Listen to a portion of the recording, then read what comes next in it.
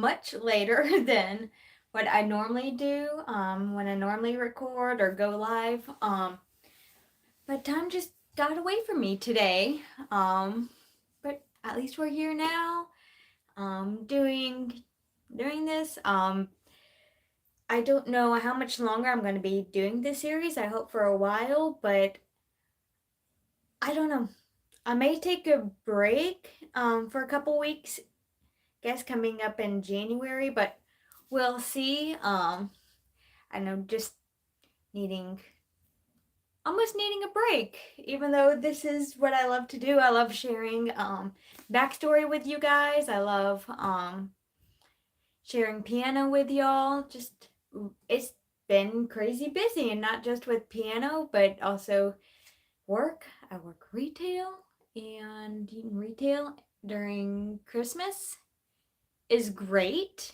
The days go by very quickly, but it's tiring. Anyway, but enough of the Debbie Downer stuff and exhaustion. I know everybody is exhausted this time of year. Um, let's get into the backstory. So as you can see, we are doing It Came Upon a Midnight Clear. Um, this was actually not the one I had planned for today. I just kind of stumbled upon this backstory, and I'm like, oh, there's some pretty interesting points in there that I never really noticed before. So we're gonna do that one just to see how it goes with everything. And yeah, so that's what we're doing. And that's one of the reasons why I'm a little later with this, but oh well. Anyway, I am back to using Then Sings My Soul by Robert J. Morgan, published by Thomas Nelson, um, for my backstory this time. Last week I used a different book, but I'm back to my main book because it has more Christmas song selections. So here we go. So that's what we're doing. So this hymn was written by Edmund H. Sears and was published in 1849. He actually wrote another Christmas carol that I've never heard of, and I guess it has long been forgotten. It was like written 15 years apart, but they're pretty much, I guess you would say they're twin songs, whatever you want to say. They resembled each other so much. Let's see, he was born in Massachusetts on April 6th, 1819, if I can talk. So about 30 years before this was published, he attended Union College in someplace in Massachusetts. I am not even going to attempt to pronounce it because I know I'm going to butcher it big time. But then after he was done with grade school, with high school, he went to Harvard Divinity School. He was ordained into the Unitarian ministry, and like he didn't want to be like this big well-known pastor. He just devoted himself to the smaller towns in Massachusetts, so that he had time to read, think, study, write, things like that. He didn't have as many pressures, I guess you could say. He had time to do what his passion was, what he wanted to do. So yeah, when he was 24, he wrote Calm on the Listening Ear, a Christmas carol based on, well, sorry, I didn't mean to read. He wrote Calm on the Listening Ear, which was kind of based on the angel song and Luke 2. It actually was a precursor to the song It Came Upon a Midnight Clear 15 years before It Came Upon actually was published. It had the same meter, same theme, and could be sung to the same tune. I'm going to save your ears and not sing it, but some of the lyrics to Calm on the Listening Ear goes, Calm on the listening ear of night, come heaven's melodious strains, where wild Judea stretches far, her silver-mantled plains. Celestial choirs from courts above shed sacred glories there, and angels with their sparkling lyres make music on the ear. And that was 15 years before the more famous of the two Christmas carols he wrote. It came upon the midnight clear. It is actually pretty interesting, and I've never noticed this until Robert Morgan pointed it out in this article. There's no mention of Christ, baby Jesus, or Jesus' mission here on earth. After all, the Unitarians pretty much don't focus on that. They focus only on, during Christmas time, they focus only on angelic request, which is peace on earth, which is in the Bible. You know, the angel said, glory to God in the highest, and on earth peace, goodwill toward men.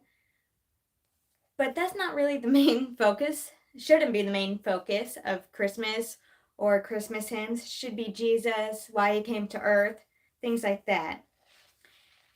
Now, this hymn was written, published 1848, like I said, right as the clouds of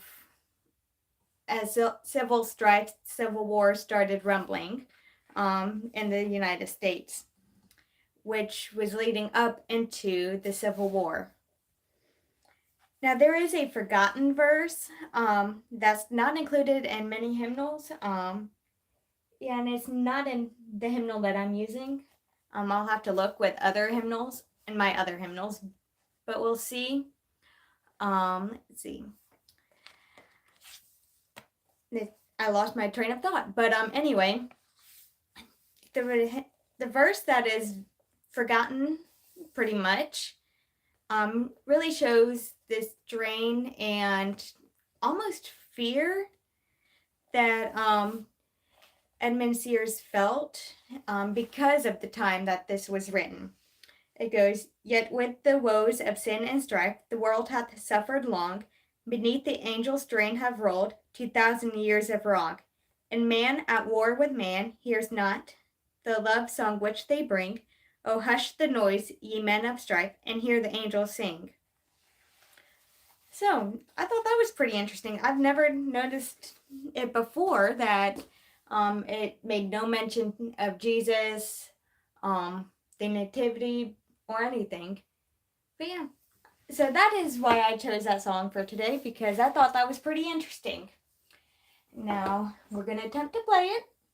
We'll see, I've been practicing all afternoon, not this song, but other songs, and we'll see whatever my fingers decide to throw out at us.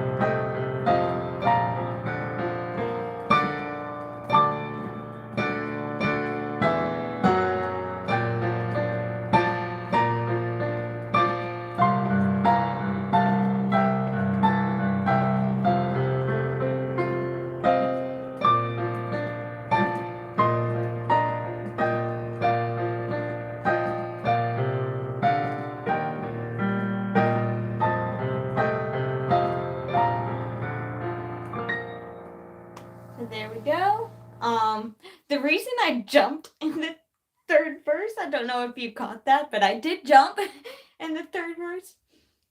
I heard something outside my door, and then I realized it was my dog. He's trying to come in. Let's see if he'll come in.